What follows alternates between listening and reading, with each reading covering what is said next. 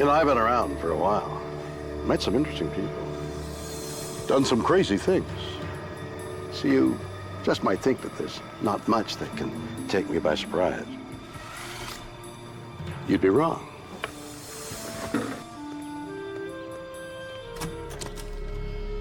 The world is full of stories, science, and things that amaze and confound me. Every single day, incredible mysteries that keep me awake at night. Some I can answer. Others just defy logic. Do monsters exist? In West Virginia, a town is terrorized by a 7-foot winged demon. Did it cause the death of 46 people? It had 2 huge black wings and no head, no arms. In Newfoundland, a macabre creature washes up on a local beach. Are our oceans concealing a megabeast? It was nothing that either of us had ever seen or could imagine. And in New Delhi, thousands are attacked by a metal-clawed monster. Was it a man or a beast? People ran off in absolute panic. They just were fleeing from the scene. Yeah. It's a weird world, and I love it.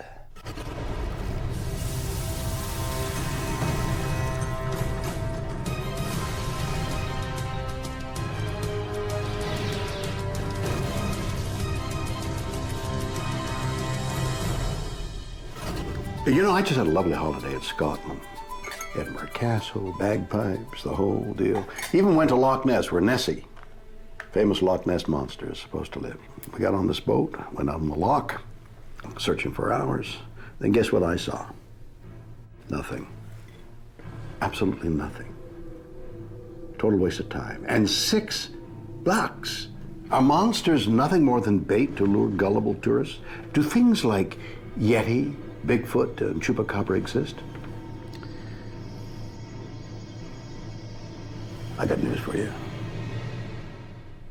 They just might. Point Pleasant, West Virginia. Nearly 50 years ago, this sleepy farming town was brutally awoken by a series of monstrous events that are still a mystery today. Lorne Coleman is an author. He documented the incidents, which began on the night of November 15th, 1966, when 2 young couples took a drive. Roger and Linda Scarborough and the Mallets were driving around in the old TNT area. It was called TNT because that's where dynamite was stored during World War II. Secluded and dark, TNT was also a well-known lover's lane. But instead of fun, the 4 teenagers are about to encounter a living nightmare. All of a sudden, they see this creature that's 6 feet tall, and it's coming to them. It's having glowing red eyes in its chest, which are reflecting the headlights. It had 2 huge black wings, no head, no arms.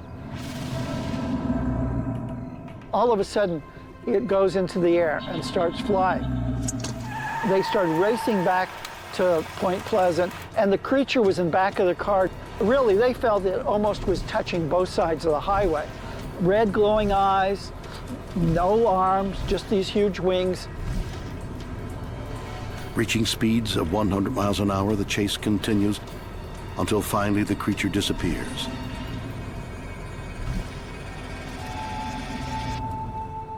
Was there something unpleasant in Point Pleasant? The next day, they come back out there and they see it flying overhead. So all of a sudden, you get more and more kind of word of mouth in the town that this creature's been around, people were seeing it. The newspapers hadn't even caught on to the reports yet. So the next day, you have Marcella Bennett saying she's going over to one of her relatives' houses, which it's a bunch of houses right along the road that leads to the TNT. She gets close to the house and all of a sudden on the roof of the house sees the Mothman. She's carrying her baby in her arms and falls on the baby.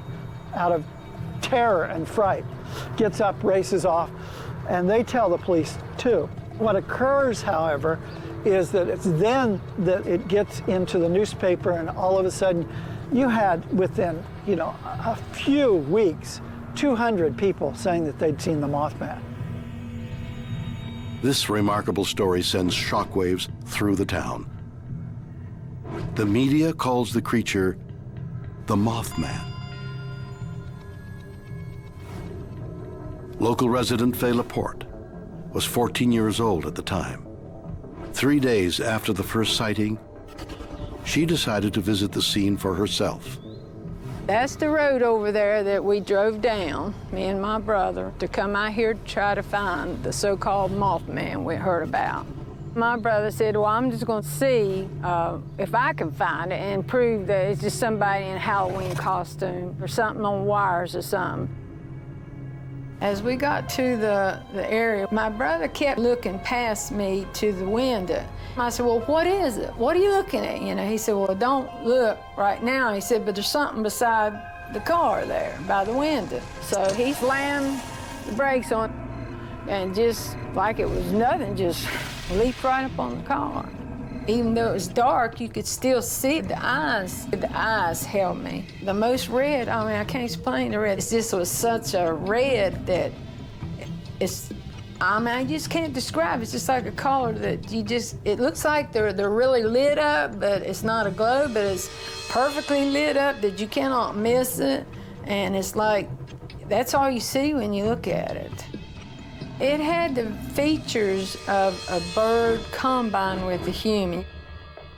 We were really scared, and I was begging and crying for my brother to go ahead and let's get out here. That's when I finally saw it open up its wings and just flew off in the sky so pretty, and it was gone. For the next year, the Mothman terrorizes the people of Point Pleasant. We were coming up the road here, and we looked around the curve there, and we thought it was a car light. So we stopped the car, and the thing came over the top of the car. Well, I just think it's something supernatural that we can't explain or something like that. I know I can't explain it, that's for sure. They wonder where it will all end. 13 months after the first sighting, they get their answer. The Silver Bridge between West Virginia and Ohio, starting at Point Pleasant, collapsed on December 15th, 1967. 67 people fell into the water of the Ohio River. 46 died, and 2 bodies never were even found. There's seemingly no apparent reason for this horrific tragedy. Then comes a terrifying report. The night before the disaster, the Mothman was seen hanging from the Silver Bridge. And people were scared. They were so scared they didn't want to talk about the bridge, they didn't want to talk about Mothman, they didn't want to talk about anything. This town became quiet.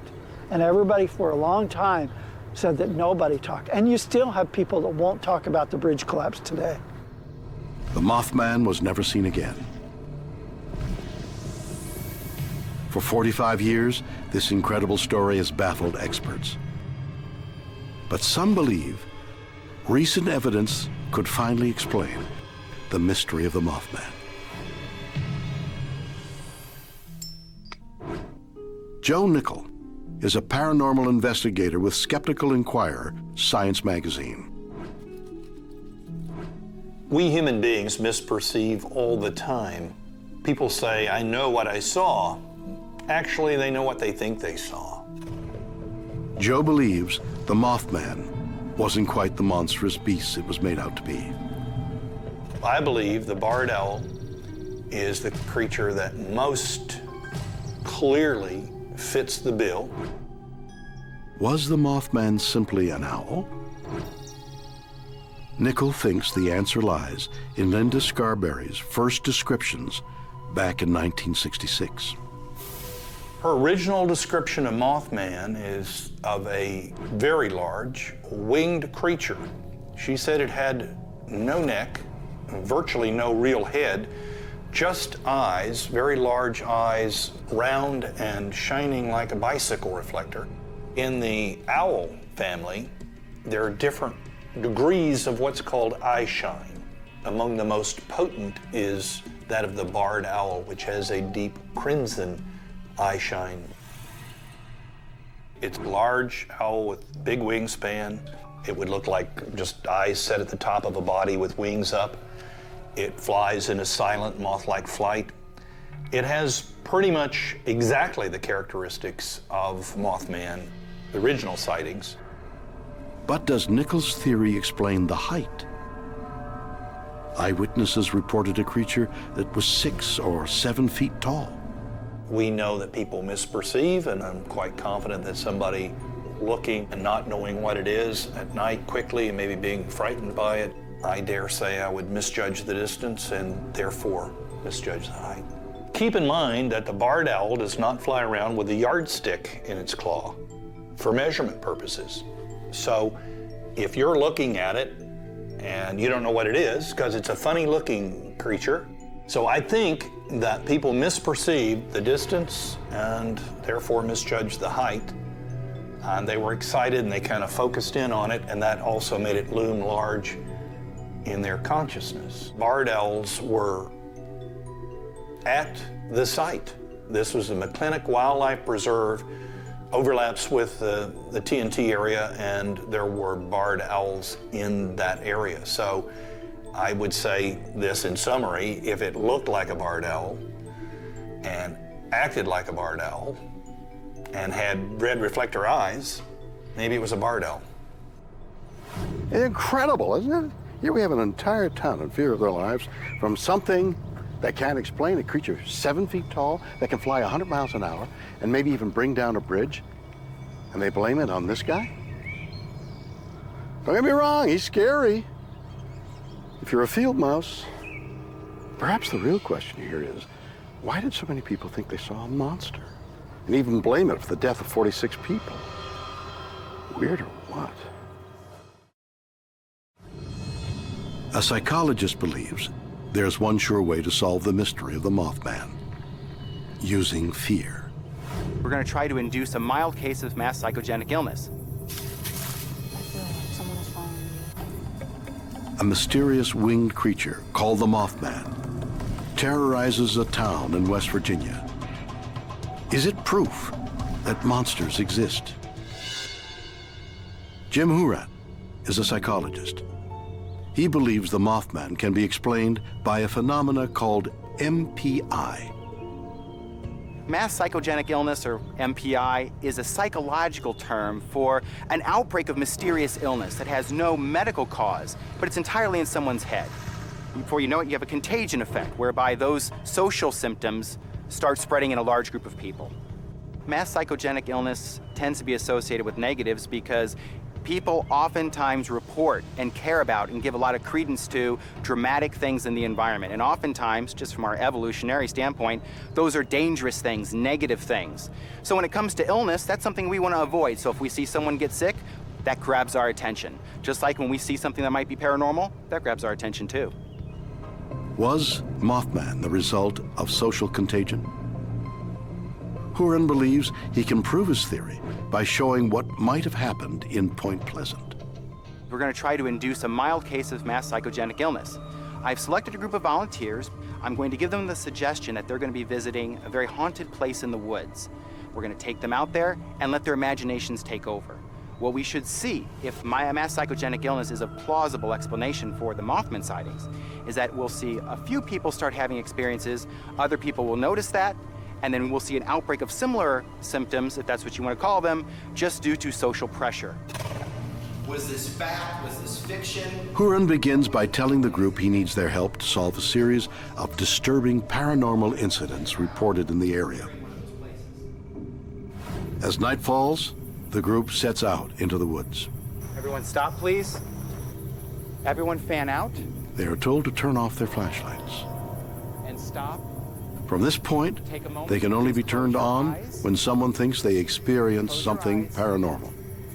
Just get your sense of bearings. In just minutes, flashlights come on, and reports of paranormal activity flood in. Horan believes the flashlights act as social cues, which influence the other members of the group. Felt a cold breeze before the wind started blowing. You felt a cold breeze? Someone felt cold over there, too. I feel like someone is following me and someone is just waiting to say something. Like static electricity on my face. Let me understand this. Like right here, you feel like there's static electricity on your face? Mm-hmm. Is it as soon as one or two cues took hold, then you start seeing a flurry of other flashlights going on. It percolated throughout the entire group. Exactly what we would expect with psychogenic illness in a group. Tonight's experiments were very impressive because it kind of confirmed what I think happened with the Mothman.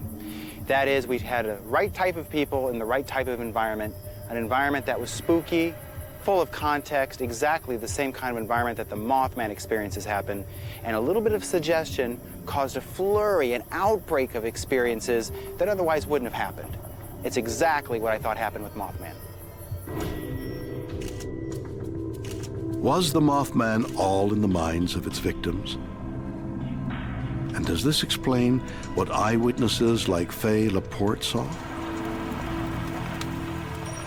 Ken Gerhardt is a professional monster hunter. He believes the best way to solve the Mothman mystery is to hunt it down himself. For the past decades, I have gone out and searched for hard physical evidence that we share our world with creatures, legendary beasts, things that have not been classified or verified by scientists. Mothman is a monster in the truest sense of the word. I mean, here you have a creature that doesn't match the description of anything we know about in the natural world. Something that seemingly stepped right out of a science fiction movie. Mothman's main motivation seems to be to chase and terrify people, and possibly leave a path of destruction and devastation in its wake. There are many people who blame Mothman for the collapse of the Silver Bridge and believe that there's actually a death curse associated with the Mothman. So I would say yes, Mothman is the ultimate monster. Gerhardt has come to the McClintic Wildlife Reserve, close to where the Mothman was first sighted. It's very exciting to be here in the actual location where Mothman was reported so many times back in the 1960s. If Mothman is a real physical animal, it's going to make an impact on its environment. And this could be tracks on the ground, nests, markings, and the like. Using a camera trap, Gerhardt is hoping to catch Mothman unaware. This is actually a motion-activated camera with an infrared beam, and anything that passes within that beam is actually going to be captured on this particular camera. I can put the camera out overnight and come back the following morning to determine whether, in fact, I've captured an image of the subject. To attract his prey, Gerhardt sets up a blasting device, a machine that broadcasts the sound of forest creatures in pain. Many of the eyewitnesses said the Mothman made kind of a squeaking mechanical mouse sound. And fortunately, I have a little sound on here called lip squeak. And I think that's exactly what we need.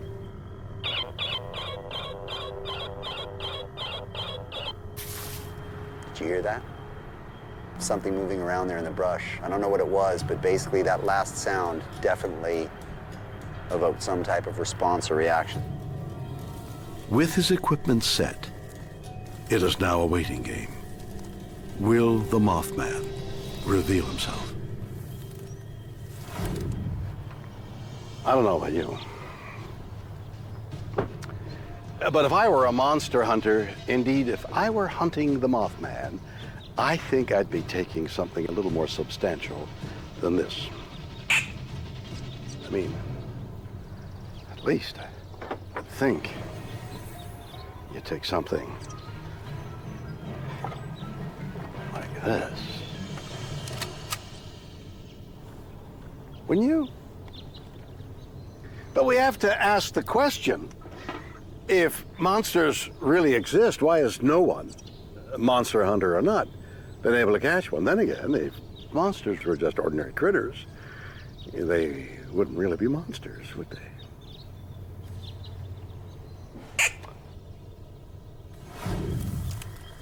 Returning the next day, monster hunter Ken Gearhart checks to see if he's found evidence of the Mothman. Huh. Well, unfortunately, it doesn't look like we got anything on film. I may have been a little bit wrong about the placement of this camera. Lesson learned here is that monster hunting is a very arduous and time-consuming process, and it may take quite a bit of time before we actually get an image of our quarry. The high-tech approach has failed to find anything, but Gearhart thinks he knows exactly what Mothman is. I believe Mothman to be the product of negative energy. Consider for a moment the main location where Mothman was encountered. Many of the Native American tribes would avoid this area completely because they believed it to be haunted by monsters and evil spirits. And then you have the great curse of Chief Cornstalk, the Shawnee chief who, on his deathbed, cursed the area because the white men had betrayed him. So in that respect, I believe Mothman to be the accumulation of all of this negative energy, perhaps brought to life by some type of mechanism far beyond the realm of human comprehension. Beyond that, there have been reports of winged humanoid creatures all over the world for centuries. And in many ancient cultures, for example in Japan, where you have the Tengu, which is a birdman, the Tengu is often considered to be a bad omen or a harbinger of doom. You have the Banshee from Scottish lore. And so in many of these mythologies and folklores, these winged creatures are often considered to be premonitions of doom and destruction. So I think that's a very interesting tie-in between Mothman and the timing of the bridge collapse. Was Mothman a bad omen that somehow materialized in Point Pleasant? Or could it simply have been mass hysteria created by an owl? Weird, or what?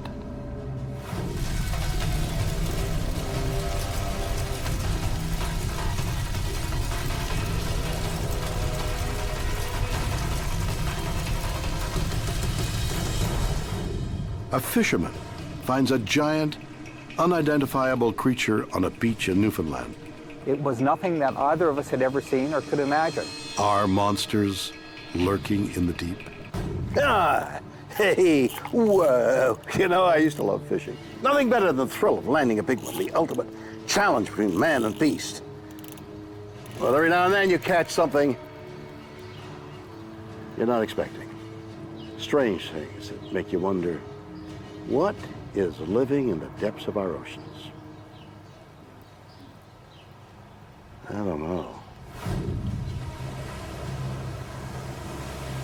In 2001, Gary Stenson was working as a fisheries officer in Newfoundland, Canada, when he received the strangest phone call of his career. Got a call from a fisherman. He was telling me about a creature on the beach that had washed up. He started to describe it to me, and it sounded unlike anything that I had encountered. Mystified, Gary decides to meet the fisherman and investigate the strange sighting. It was a very isolated area, and as we came up to it, we saw this large creature laying on the beach itself. I've never seen anything that looked like this. The whole thing was tapering to the tail end, and once it got to the tail end, it just broke off. We had thought that it might be something like a giant squid, which we do have here, but there are no tentacles that look like that. It didn't also look like a whale or a shark, which it could be. There was nothing that looked like a head. There was nothing that looked like any sort of structures that we could identify it. In over 20 years as a fisheries officer, Gary thought he had seen it all, until now. I've worked on a lot of whales, and I've worked on a lot of seals, and even some sharks that have come ashore, but this creature was nothing like that, and there was nothing that we could tell where it came from. From a distance, it had what looked like hair standing up all over it. It was about 5.5 meters long, about 2 meters wide, and about 1 meter high in the middle of it. There were a number of lobes. They looked almost like short arms with notches in between. It smelt a lot like rotting tissue. It was pretty heavy. We tried pushing on it. It was solid. It was nothing that we could move. So what we did was we took our knives and we tried to cut up and cut into the tissue. As they cut into the carcass, they made a bizarre discovery. The exterior of it was very hard. It was quite tough, but there was no sign of any organs. If it was a shark, there'd be cartilage, but there was no cartilage. So we looked for bone. If it was a whale, there'd be some bone in it, but none of this either. We spent a lot of time trying to decide what we thought it might be. And of course, as a scientist, you're very curious. And in fact, that's a sign of a good scientist to me is somebody who's curious about what they see. And of course, we were very curious as to what this might be. So we decided that the best thing to do would be to take some tissue with it. And we brought that back with us. It seemed Gary and the fishermen had discovered a creature unknown to science. It was nothing that either of us had ever seen or could imagine. It's not impossible that there's something out there that we haven't seen before that's lurking in the depths. A giant creature washes up in Newfoundland. Was it an unknown species or a monster from the deep? And if there was one, could there be others? Remarkably, the answer is yes. It's incredible. In the last century, giant weird blobs of, I don't know what, have been washing up all over the planet. Are they something awful from the bowels of ships? I hope not. In fact, they're so hard to identify that the only name scientists could come up with is globsters. Part glob, part monster. Globster. Clever. But what the hell are they?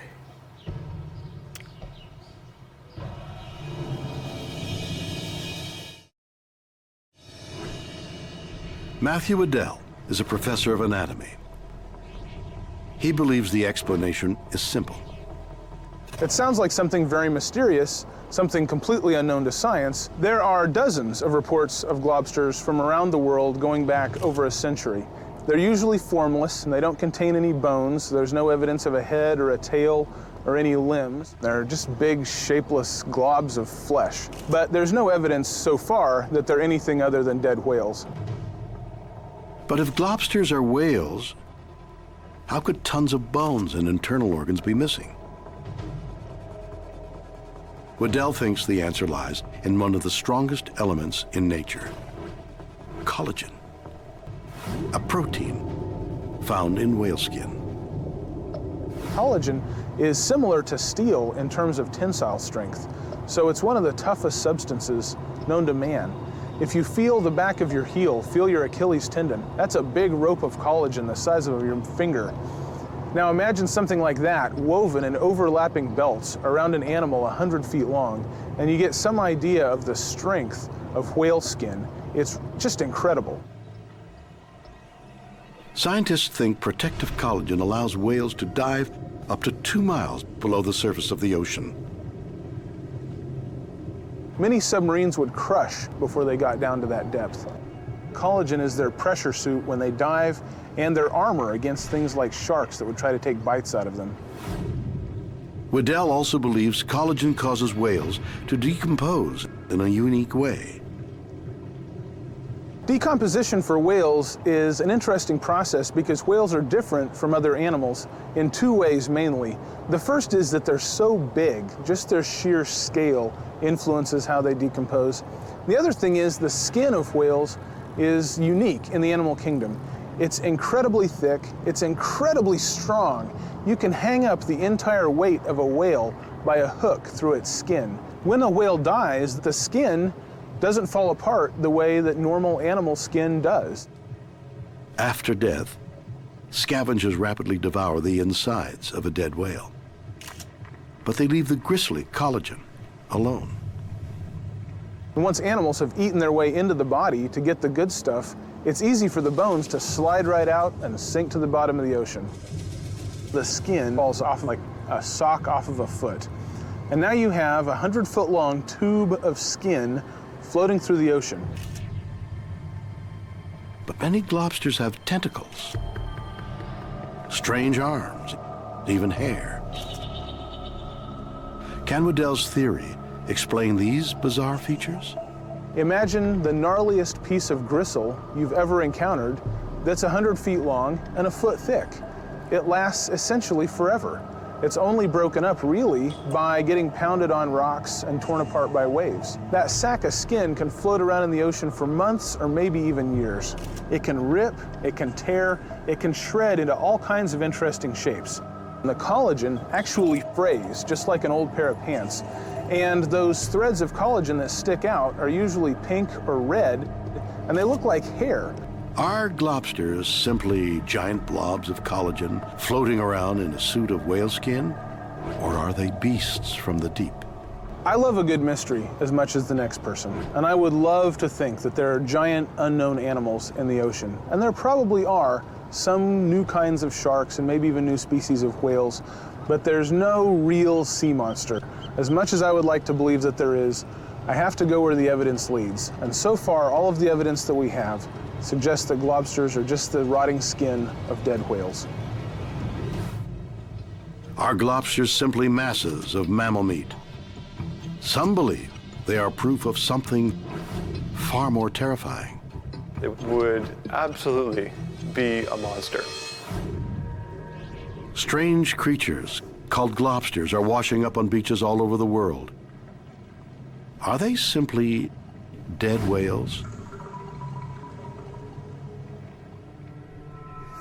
Dr. Hans Larsson is a paleontologist. He thinks globsters could be a living relic from our ancient past.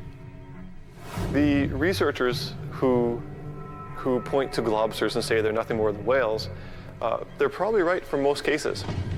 But pretty much the entire ocean below 100 meters depth hasn't been explored. Some areas of the ocean are over 6 miles deep. Larsson believes that a terrifying creature could be lurking in the depths. The megalodon. Megalodon is a huge fish. It looks a lot like a great white shark, but it's much bigger. It is known as the Tyrannosaurus rex of the deep, a monster that terrorized the ocean for 25 million years, and the right size for a globster. This is a tiger shark, about 15 or so feet long. And look at the size of the teeth and the size of the mouth. So it's pretty impressive. I mean, this would be scary enough in the water should you be in front of it. But compare that to a megalodon, and this is an average sized tooth. It would absolutely be a monster. Most scientists believe this marine monster became extinct 1.5 million years ago. But remarkably, Larsson isn't so sure. Some people have suggested that the cooling of the oceans may have driven megalodon to extinction. I think we should be a little bit skeptical about that because all the other animals in the ocean survive quite well. And if that whole ecosystem could survive the global cooling of the oceans and the ice ages, why not megalodon? Could science be wrong? Another giant of the deep, the coelacanth, was supposed to have died out 65 million years ago with the dinosaurs. But then in 1938, a fisherman hauled one up. Are megalodons alive? Could globsters be washed up remains of a 25 million year old living fossil? We have glimpses of some other fishes down there, other sharks and other non-shark fishes, but we know practically nothing about them. I think that world is just unexplored. If the megalodon was one animal down there that we didn't know about, there could be a huge range of other animals as well, non-air breathing animals. Things like other squids, other fishes, both sharks and non-shark fishes, other invertebrates. Who knows what other kinds of crab-like animals or arthropods or jellyfish animals are down there. We just have no clue. Do giant killers lurk in our oceans? Are they monsters of the deep, or just globs of super strength blubber. Weird or what?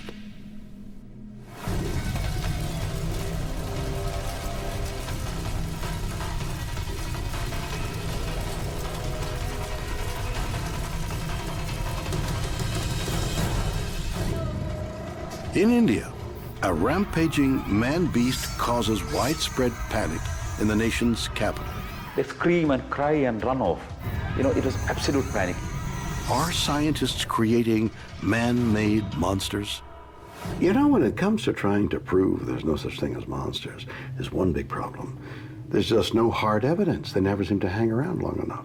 But what if we're looking in the wrong places? What if instead of creepy shadows or deep, dark corners of our imagination, the monsters we're looking for are right under our noses? What if we're the ones creating them? Sanal Damaruku is a journalist. He was in Delhi in the summer of 2001 and witnessed one of the most bizarre events in its long history. It became very, very warm. The temperatures went up to 48 degrees Celsius with enormous humidity, which made life unbearable. Nobody could sleep in home, especially the poor section of the town. A lot of people have been sleeping on the rooftop. As thousands of people try to escape the heat, they have no idea a 6-week reign of terror is about to begin. 2 factory workers said that they have been sleeping on the factory balcony in the evening, and suddenly some strange creature jumped from the floor to the 2nd floor and scratched them, attacked them, screamed and went off. In a city home to thousands of monkeys, at first the attack seemed unremarkable, until the victims described what they had seen. And they said that it had 2-3 special things: metallic claws, then a special light coming from its forehead, one green and the other red. And these lights were moving, and it scratched, made a special whistling sound and disappeared. The story was like a wildfire. It spread everywhere. People have been speaking about this special creature. What had attacked the workers? Within 24 hours, the newspapers give the creature a name: the Monkey Man. The very next night, it strikes again. By the end of the week, there are reports of a dozen more attacks. People were so afraid. People ran off in absolute panic. They just were fleeing from the scene. They scream and cry, and hearing this sound, people shut off the windows, close lights. It was absolute panic. All the victims described the same thing: a hairy creature with metallic claws and strange lights. Everybody has been speaking about this special kind of movement that it has, as if it's controlled by somebody. Some people said that it could be a half-man, half-robot, and especially created by the neighboring country, Pakistan, to make trouble in India. But then comes a new twist. As rumors grow, so does the panic. Just 2 weeks after the first sighting of the Monkey Man, the entire city of New Delhi is besieged by terror. So many people have been injured. Initially, every night, we had 5 to 6 people got attacked by the Monkey Man with scratches, bruises, and other body damages. And the number increased. Later, per night, there have been 120, 130, people got attacked by the Monkey Man. And there have been more than 800 people hospitalized at different parts of the time. Then, tragedy strikes. One lady was on a rooftop sleeping, and someone saw the Monkey Man, screamed, and the whole people started running off. She had been running off. And she fallen down from the 2nd floor, straight down, hitting the floor, and she died. In the following days, more people die as crowds rush to escape. As panic grows, New Delhi becomes a ghost town. People were so afraid to come out. The Delhi streets were completely empty after 8 o'clock. Totally empty. Not even a car would go out. The whole city was completely afraid of Monkey Man. Then, just as the terror reaches its peak, the incredible happens. There was no Monkey Man reported anywhere after 3rd or 4th week of May, and it simply disappeared. What happened in New Delhi? Something held this giant city in its fearful grip for weeks. Was it a monster? Could the Monkey Man be real?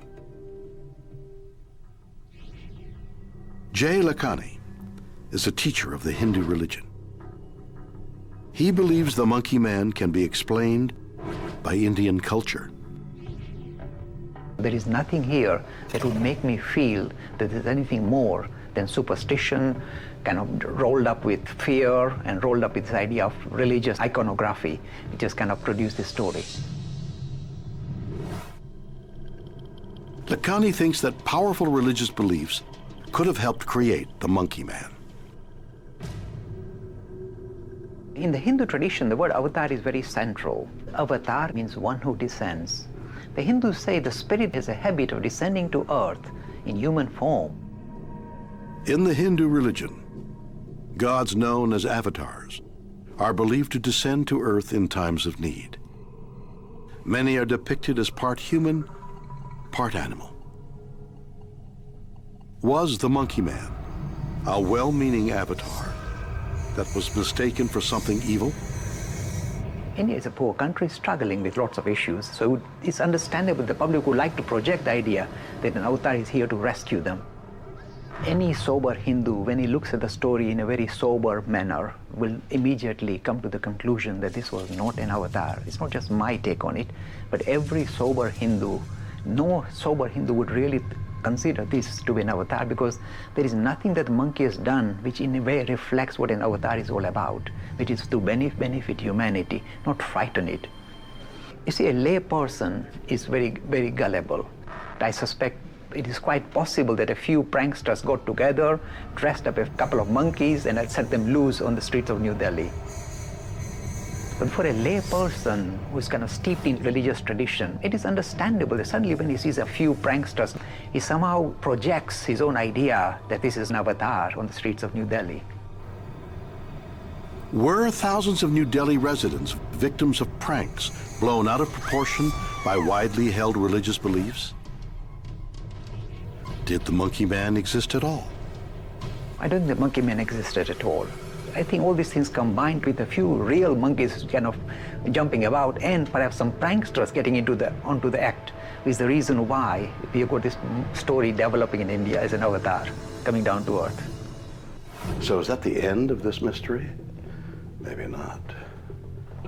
Could Monkey Man be a product of the human imagination in a different way? Not a religiously inspired delusion, but a manifestation of the dark side of science.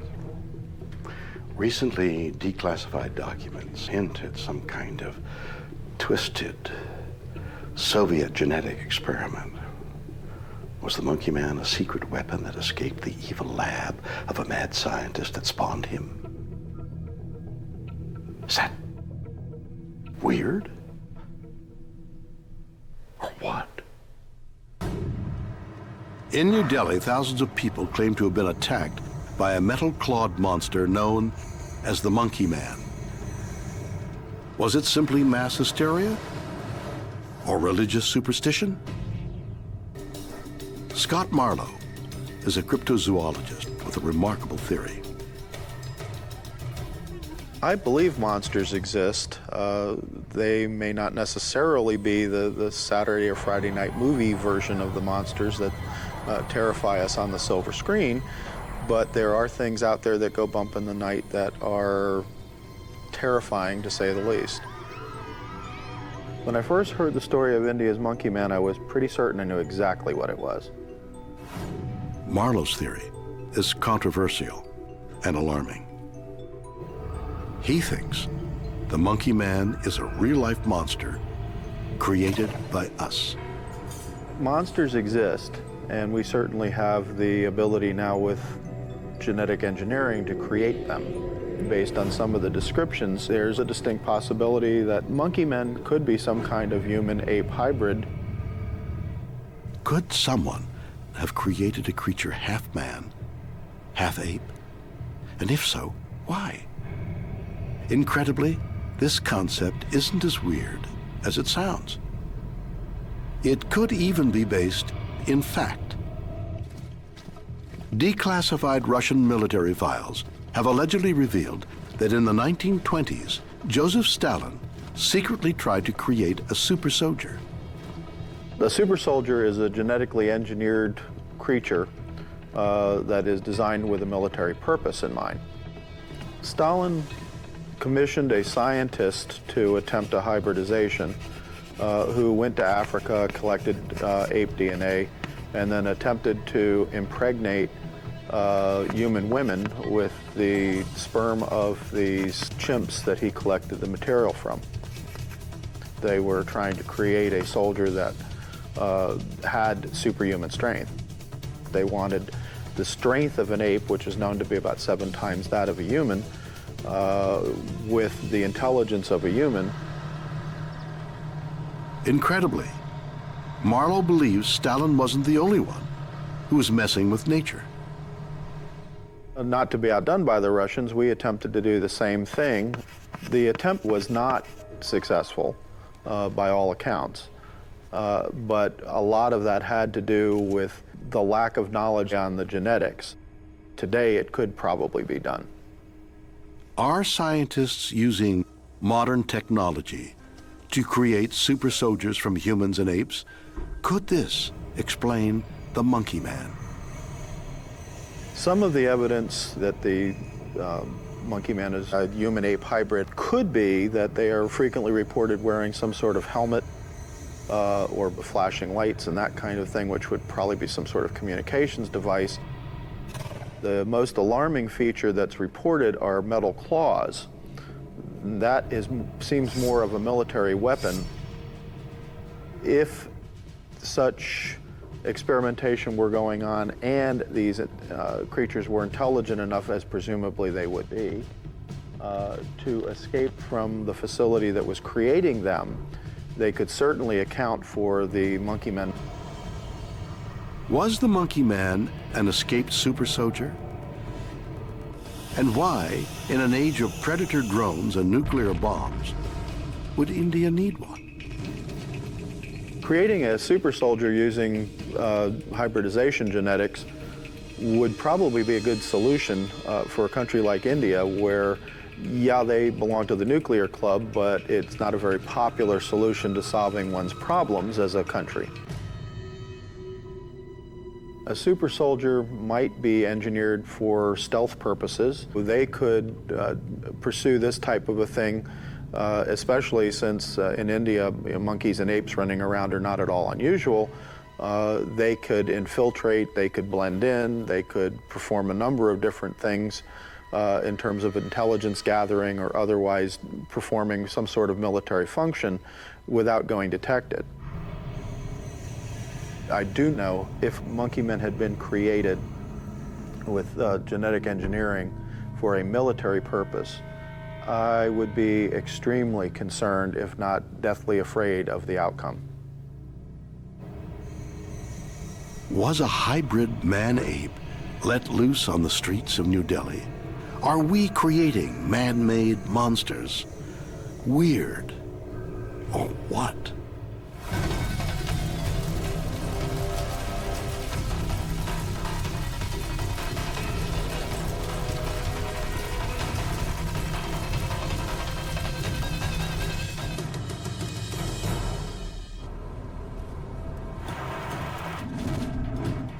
So there we have it, monster stories from all over the world.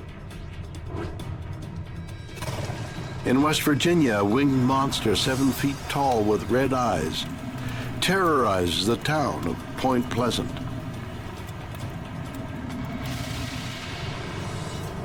In Newfoundland, a mysterious giant mass of flesh emerges from the depths of the ocean. And in India, a half-man, half-beast attacks thousands and sends an entire city into panic. Are these bizarre stories evidence that monsters exist? Can we dismiss thousands of eyewitnesses who claim these things are true? You decide. Join me again next time for more stories that will undoubtedly be weird or what?